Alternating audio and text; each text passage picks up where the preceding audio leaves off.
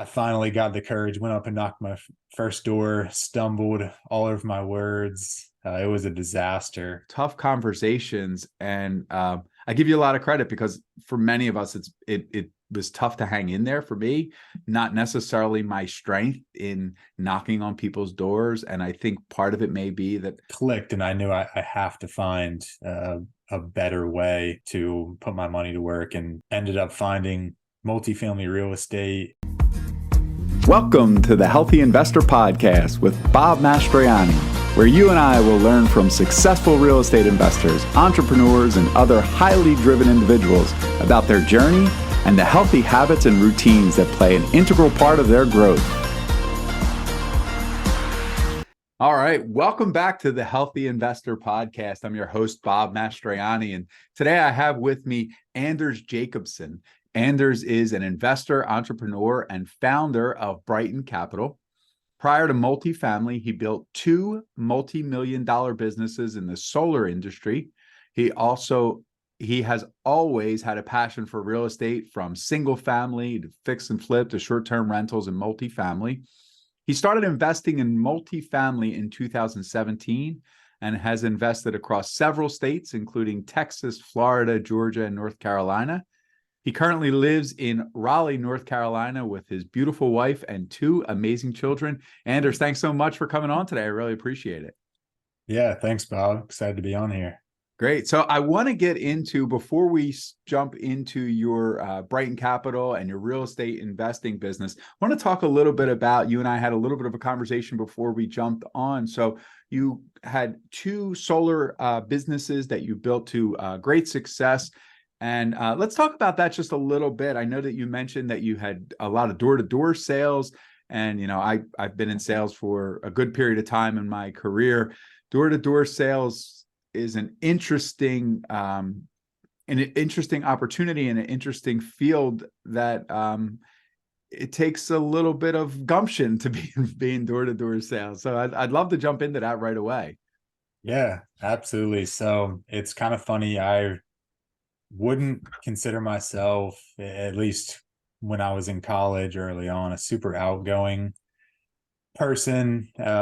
Knocking on a door was really scary to me, and not knowing who's behind that door. And so I kind of was forced into it.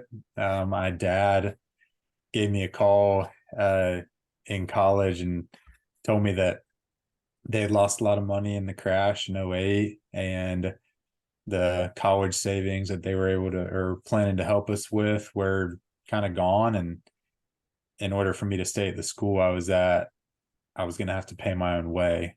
And I remember I was playing basketball at the time, and our team had just won the national championship that year. And I was obsessed with basketball. I was named MVP of the tournament. And I remember I was kind of riding this high.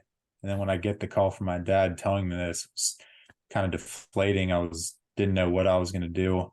And door-to-door sales saved me. So I had an opportunity to go to Detroit, Michigan, and sell home security systems door-to-door. And that year, Detroit was named the #1 most dangerous city in the country, and had like 3 of the top 10 most dangerous cities in the US in Michigan. And so we hopped around to all of them. The first week I got just thrown into the fire. I'd never knocked a door in my life, really. I shadowed somebody the first day, didn't learn much. The second day I shadowed my manager for about 2 hours, and it was a Saturday. And I remember we went to lunch. Luckily, I'd recorded his door pitch on my phone. And after lunch, he was like, "All right, Anders, you're on your own." Dropped me off. Like, I didn't have any training. There was no script. There was no manual, nothing. I just had the recording on my phone. And I remember sitting there just too nervous to knock on a door. I finally got the courage, went up and knocked my first door, stumbled all over my words. It was a disaster. And I remember walking away thinking, like, I don't think I can do this. I should probably just go home and find a different job. And then I remembered, like, I'm not getting picked up till 9 p.m. It was like 1 o'clock. I just got dropped off there. Oh, And wow. I was like, I better figure this out, at least give it a good shot for the day. So I sat on the corner of the neighborhood, sat down, got out a piece of paper, and I listened on repeat. I listened to my manager's door pitch about 20 times, and I just wrote out line by line what he had said. And after I did that, I memorized it. Took me about 30 minutes, and I got up and made 2 sales that day. And then it was kind of off the races from there. So I ended up paying my way through college and eventually got into the solar industry door to door as well. Was a pretty high performer there, and then started my first company with some partners. I was bought out for my shares there and ended up started my own company, and yeah, I've recently sold it at the start of the year. Wow. So interesting story. I'd love to deep dive a little bit further into that. So I had mentioned I had mentioned to you before we jumped on, my only real experience with door knocking. For a significant amount of time, I worked in real estate in acquisitions management, and we did door knocking. We would go door to door looking for properties to purchase, right? And sometimes it was, this property looks like it hasn't been maintained in a long time, which is a really tough conversation to say to someone, hey, you look like you're struggling a little bit. Are you looking to sell this property? It looks like you're having a tough time with it. And then sometimes the conversation was, we're looking to buy a property in this development. Do you know anyone else who may be interested? Those were tough conversations. And I give you a lot of credit, because for many of us, it was tough to hang in there. For me, not necessarily my strength in knocking on people's doors. And I think part of it may be that I'm not necessarily all that open when someone comes and knocks on my door. So maybe that's, maybe a bit of a mental block. But I love that you did. There's two things that you did on that first day that I really love. One is that you sat there and educated yourself, right? You took the pitch that you recorded, you wrote it down, you did everything you could to memorize it. And then the second was like, hey, I'm going to be here for another 8 hours. I may as well just get back out there and do my best to try and make this thing work. And, even if it doesn't work, what else am I going to do for the next 8 hours, right? Yeah. One thing that I haven't talked about this too much, but the first door that I stumbled on and I completely just botched. After I made my first sale, I was like, you know what, I'm going back to that first door. And I went back and I said, hey, sorry, I didn't get out my message super clear last time. And I ended up, that was my second sale. I ended up selling that door that I had messed up the first time. Oh, wow. That's really cool. Yeah. So it was, yeah, I mean, it's definitely a unique industry. There is tons and tons of turnover in our industry just because you face a lot of rejection. Tons and tons. I mean, you're getting doors shut in your face all day long. People aren't super nice. You meet some great people, and there's plenty of nice people out there, but there's a lot that aren't super happy that you just knocked on their door. They didn't invite you there and are trying to, sell them something. And so there's a lot of rejection that you face, but the huge benefit about the industry is, I mean, you essentially have unlimited leads. You're never going to be able to knock every door in the country or in the state or wherever you are. So it's you have a lot of leads and a lot of opportunities. So what is, when we talk about sales, and, we talk about this in real estate, we talk about this in any line of business, we talk about what is a good success rate, so what is a good success rate when you're knocking doors? Is there a certain percentage that you feel like, if I knock X amount of doors, I'm probably going to get a sale? Yeah, we have it pretty, or at least my solar company, we definitely tracked the metrics, and it was about every 26 doors you were able to set an appointment, and then out of every 6 appointments that you set, you'd close one. Okay. So that was kind of the averages. Now, obviously, new salesmen, it would be a higher amount of doors they'd have to knock before they'd set an appointment and probably sit with more people for a close. And then the more experienced guys would be less. But that was kind of the average that we found with, I mean, over 100,000 doors knocked, way more than that. So Wow. So 26 doors is an appointment. 6 appointments is probably 1 sale. So quick math, we're at like 162 doors knocked equals 1 sale. That's a decent amount of, work. That's a decent amount of, obviously the reward is pretty good for it. But being able to face that amount of rejection, I'm sure that toughens you up a bit. And I'm sure that also taught you some lessons about yourself and about sales, right? yeah, absolutely. I think it's getting over those mental blocks, those limiting beliefs was huge for me that first summer. And I think once it really was just kind of getting that monkey off your back. You make the first sale and you're like, all right, I can do this. Mm-hmm. And then the next day you go out and you make a couple more sales. And you're like, okay, well, I guess it just wasn't luck the first day. And you keep doing it, and you gain more confidence every single day, where eventually it's you go out and you expect it. Well, that's great. So to transfer or to transition over to your real estate investing business. So you've been investing in real estate since 2016. I would guess that there are probably some significant skills that you learned in your other 2 businesses. And so how did that transition happen? What brought you into real estate?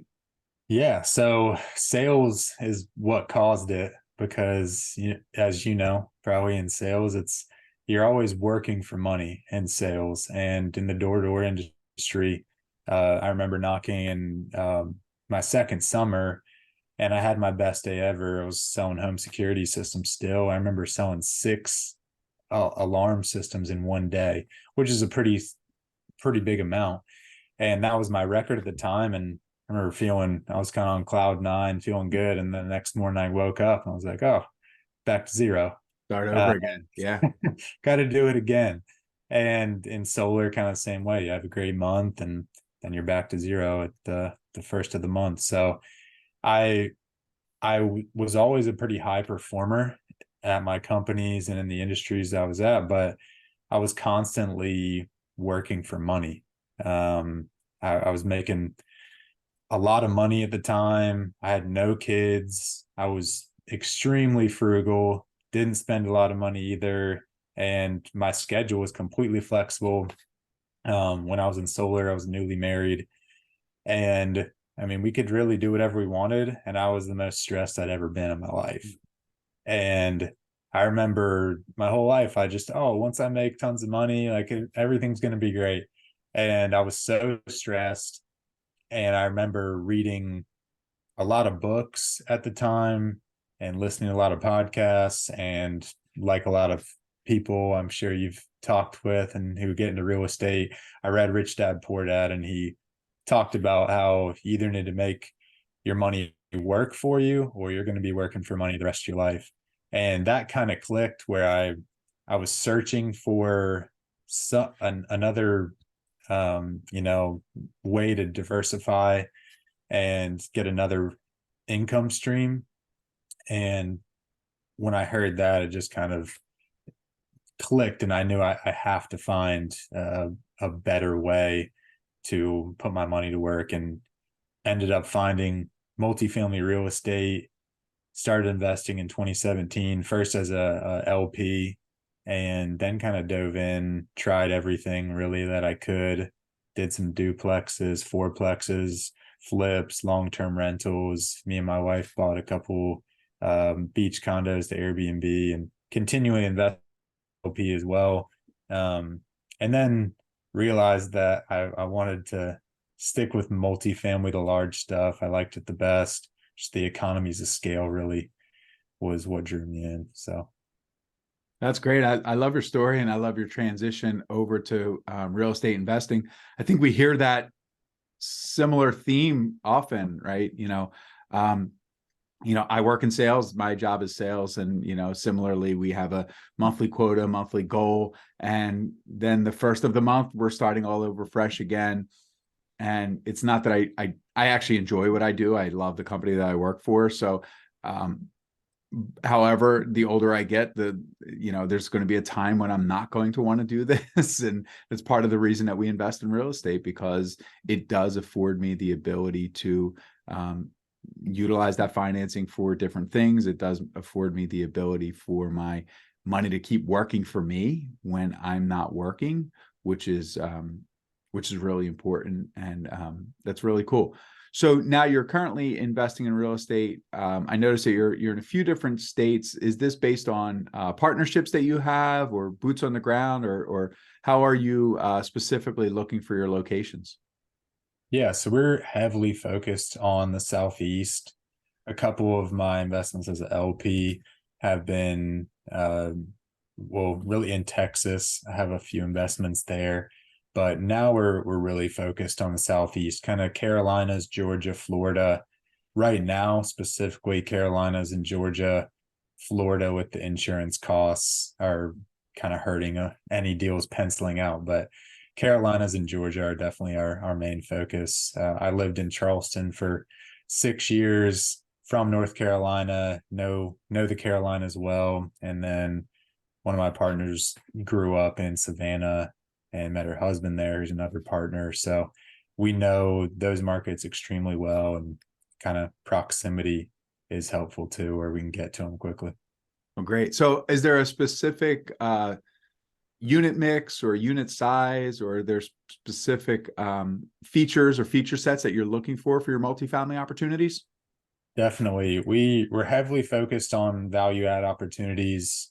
We 50 units is kind of our minimum that we're looking at. Okay. Most of our deals have come in 100 plus. And we definitely are focused again on the value add, looking for C plus to B minus properties that we can do some light lifts, operational improvements, and quickly boost them up into the B plus range. Excellent. Excellent. Well, I love it. I love that you know exactly what your key market is going to be. And I love that you have a strong focus on exactly what your unit mix is going to look like. For me personally, the opportunities that I've looked at have fallen in the under 50, sort of the 26 to 50 range. So that 50 to 100 plus is sort of a different ball game. Yeah, those 25 to 50s are great. I've JV'd on a couple deals in North Carolina on some smaller stuff, and they can be just generational properties where they just cash flow, and they're great. So yeah, definitely not sleeping on those, but that's just not our focus. Okay. So I want to transition over. This is the Healthy Investor Podcast. I love to talk to investors about healthy habits and routines that play an integral part in their life and in their business, and how that helps guide them towards success. So you and I spoke a little bit off camera before we started. I know that you have competed in some triathlons, some sprint triathlons, Olympic triathlons. You also mentioned earlier that you were a college basketball player. So let's talk a little bit about that. Let's talk about some of the healthy habits and routines that play a part in your life. Yeah, absolutely. So health for me is number one. So everyone sets all these goals, and I have plenty of goals that we have as a family and that I'd love to achieve in life, but without having good health and being here, I'm not going to be able to achieve those. So I always put my health first. Exercise every day. I've probably consistently exercised 4 to 5 times a week for the last 15 years. And it's kind of a non-negotiable for me now. I've just brings a lot of clarity to me every day, and allows me to have the energy to really get everything done that I want to accomplish for the day. So yeah, exercise, and then definitely nutrition and eating habits are, I would say, the key for me. So that's great. Well, first of all, people who are listening are going to want to know, where did you play college basketball? I played for a year out in Hawaii and then transferred to a school. It's a small school called Southern Virginia Okay. University. Had a pretty unique opportunity. I've I have three brothers, but two of them played college basketball as well, and kind of the stars aligned where all three of us were able to play together on the same team, and it was, yeah, kind of a once in a lifetime experience. Wow. So. That's a really cool experience. That's something that not many get to say. I mean, many basketball players do not get to play in college, let alone be able to play with your brothers. That's a really, really cool experience. Yeah, it was a blast. And you had mentioned that your dad competes in some triathlons, and that sort of gave you the bug. You said he was an Olympic athlete or Olympic triathlete. I'm sorry. The difference Yeah. between Olympic athlete and Olympic triathlete. So in the world of triathlon, Olympic is a distance, just for those who don't know. So your dad has done some Olympic distance triathlons, and then that sort of gave you the bug and turned you onto it. So what are your thoughts on it? Yeah, well, at first he started doing it. He's always been super active, and he was riding his bike a ton. And then he started saying he was going to do these triathlons. And I remember thinking, like, he's lost his mind. He's crazy. I would never do that. And my dad, he's pretty unreal. He's 67 or 68. Can't remember the exact date, but he's still competing. He just went to like the nationals in, I think it was in Wisconsin or Milwaukee, and did the triathlon there. So yeah, he's in phenomenal health and shape, and he's pretty motivating for me once I got started. But I didn't want to do it at first. I read the book by David Goggins called "Can't Hurt Me," and if any of you have ever read that, or if you've read that, Bob, you know, it's super motivating and challenging. And I said, wow, I've been, you know, being a wuss, and I need to do something that I don't want to do. So started training and did the triathlons. So yeah, it was fun, but once I got into it, I realized that it was a lot of fun, and definitely got the competitive juices flowing for me. So is there anything that you could take from your health and fitness, or even in your triathlon experiences, that sort of rolls over into business, or how that affects your growth and personal goals that are outside of the sport? Yeah, say competing is all, I mean, always pushing yourself out of your comfort zone. For me, I mean, you're trying to, you know, push it to the next level, and, you know, break your previous record, whatever it may be, and get past these barriers. And I think in business, it's similar, where you're running a business, or you're working and you have these goals that you want to achieve, and sometimes you have to get out of your comfort zone and do things that you've never done before, or maybe didn't want to do before, in order to achieve these goals, and, you know, make yourself uncomfortable. So I would say that's a big one. Okay. So you mentioned the book "Can't Hurt Me" by David Goggins. I have to say, so I've listened to both of David Goggins' books on Audible. And for some reason, I've never purchased either of his books to read. I've only purchased the Audible version of them. But for those of you who have not listened to David Goggins' Audible books, he actually reads them himself. And then at the end of every chapter, I'm sorry, someone else reads them, but at the end of every chapter, he speaks about them. So there's like a long, 5, 7, 8 minute interview about each chapter. And it's very interesting. It's like extra bonus material. And it's just 100% Goggins. It's just him pushing and pushing and pushing, and telling you to get out of your comfort zone, telling you to push yourself, telling you how much harder you can go. So it's Yeah. always interesting. Yeah. I listen to the audiobooks as well. So yeah, always trying to, as he says it, you're always trying to callous your mind. Yeah. Yeah. So this is great. I want to transition over to the final segment, where I ask the same questions of every single guest. So for you, Anders, what is your definition of success? It's a good question. I would say success for me is having peace in the outcome. I'd say that just knowing that you did the best that you could at that time, and taking or learning a lesson from it, whatever that outcome is successful to me, because if you know that you gave everything you could, sometimes things happen, they're out of your control. And as long as you learn a lesson and can take that lesson into something in the future and improve on it, I deem that successful. That's great. And it's interesting. I'm a parent of a 12-year-old girl, and we have certain conversations. We talk about things like success, and there's a little bit of an underlying message in what you were just saying in your definition of success that clicked to me.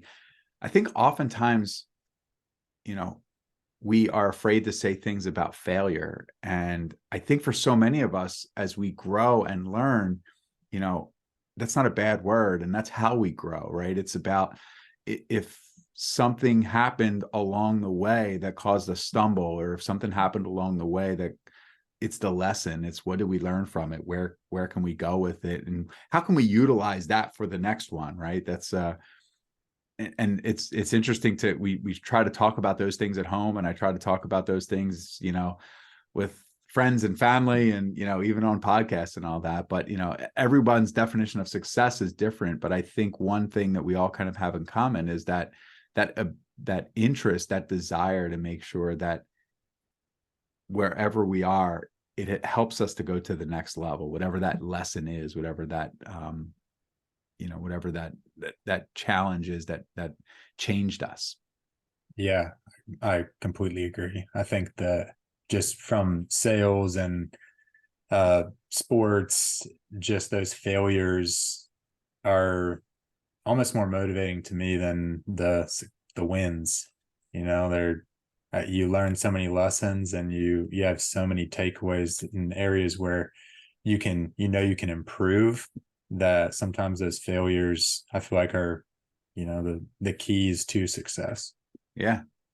So I know you mentioned two books already. You mentioned Rich Dad Poor Dad. You also mentioned the David Goggins book, You Can't Hurt Me. So for someone who's new to investing, or even learning to focus on their goals and their path to success, did you have another book recommendation you could give?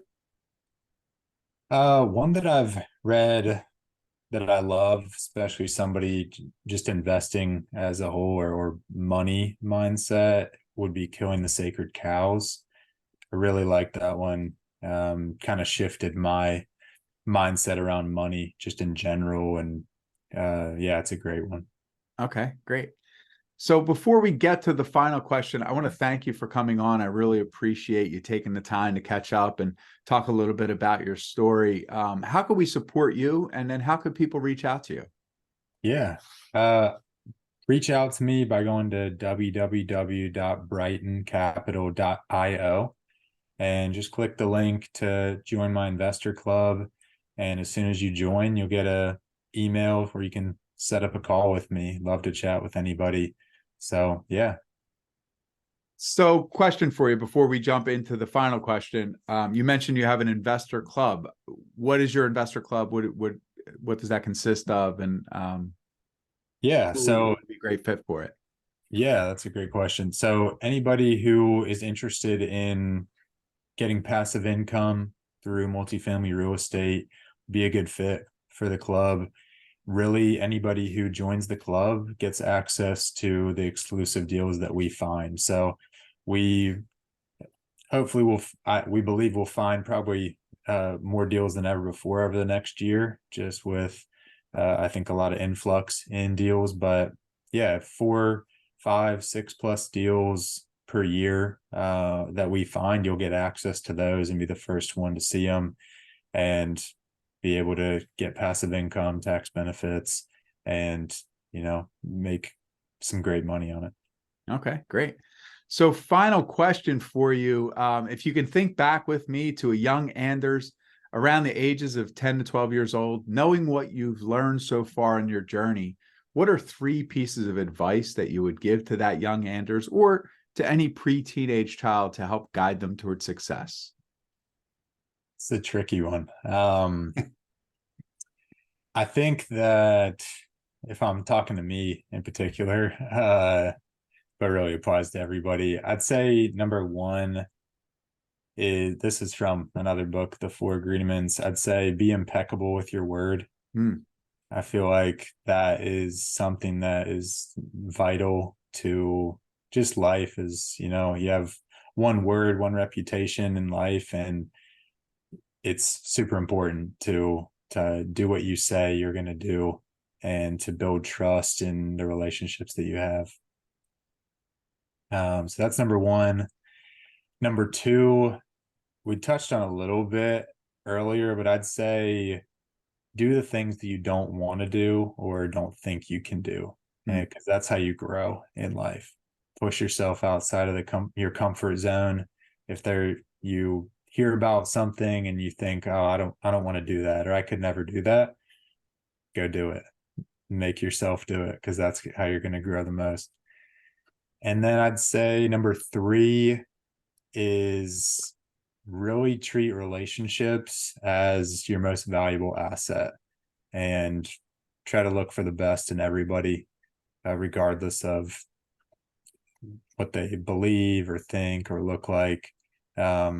Just really try to learn something from everybody, because there's something to learn from everybody that you meet in life. And who knows? I mean, for me, I went through a lot of my life trying to do everything myself and just being super independent and, trying to put the team on your back, just go do it, plow through, where I think a really valuable lesson is to really look for the value others have and see the best in them. And you'll be able to utilize those relationships throughout your life, and you'll be able to help a lot of people as well. Well, that's great. That's great. So much to unpack there. I really appreciate you coming on today, Anders.